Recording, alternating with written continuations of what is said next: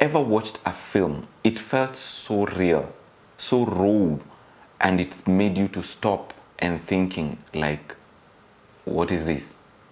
That's the power of a documentary. So guys, let's delve in. What is documentary filmmaking?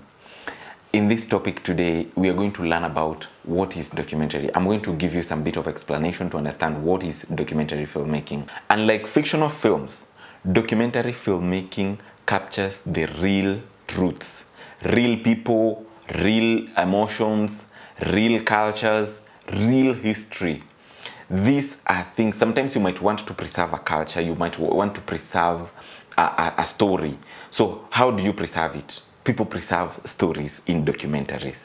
So, and why am I here to just express this to tell? Because I know documentary filmmaking is one of the most, sometimes very sidelined art of filmmaking, yet it's a very, very important art when it comes to filmmaking. And even as we live today, some of the histories we have learned and some of the things we come across in form of maybe histories and cultures of people, we learn them through documentaries.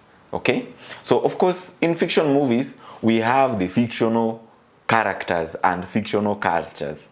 But in documentary filmmaking, everything is real, everything is true. So mark you, if you want to preserve that story, you might want to preserve it in a journal, you write it down, or maybe an article, or you can go ahead and make a documentary from it.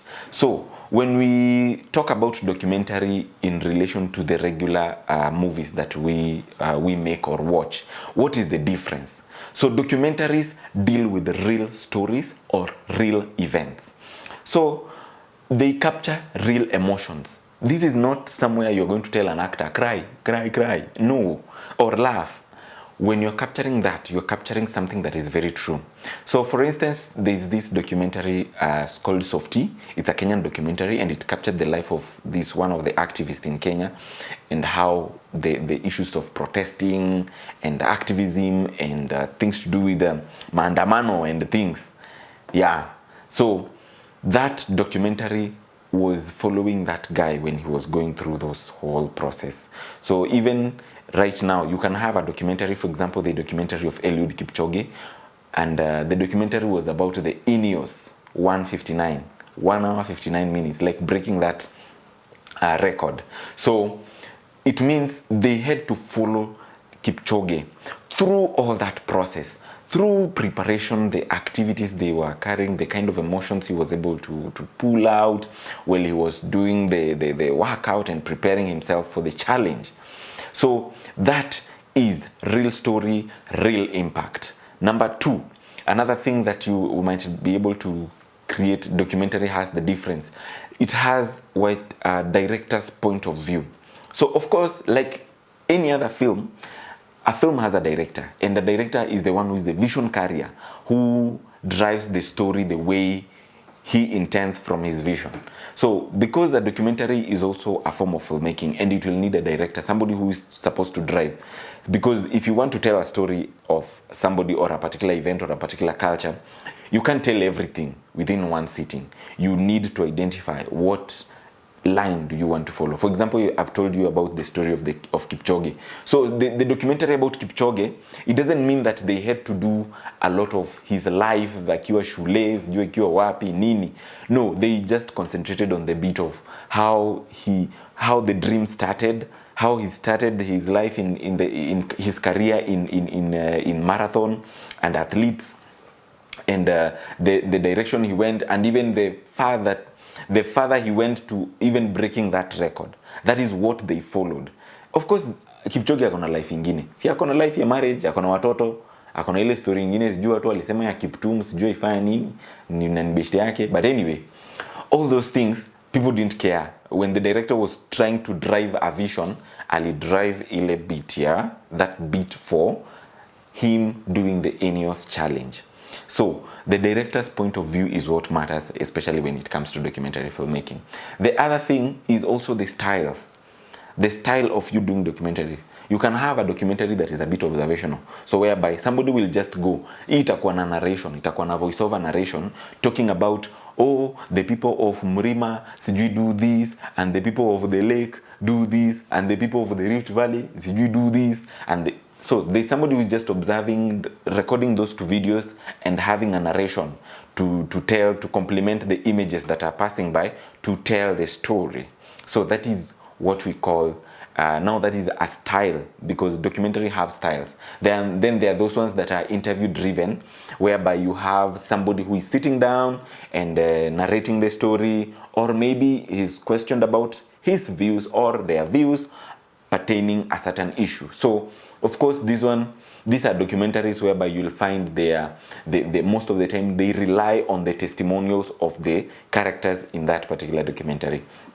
Then there's another one called there's another one that I think there's a style of cinematic docudramas, whereby you can have a documentary enacted. Maybe the real people are not comfortable acting out their scenes on camera, so you might find the director might find it optional to use other people to document or to show how the behavior and patterns of change of things that are happening for that particular person. I've seen this with you've seen it with Safaricom docudramas that they do for maybe those impact stories that they carry out in the many villages in Kenya. And also there's another docudrama series, I think it's called Nelly Choma. It's now showing on Showmax.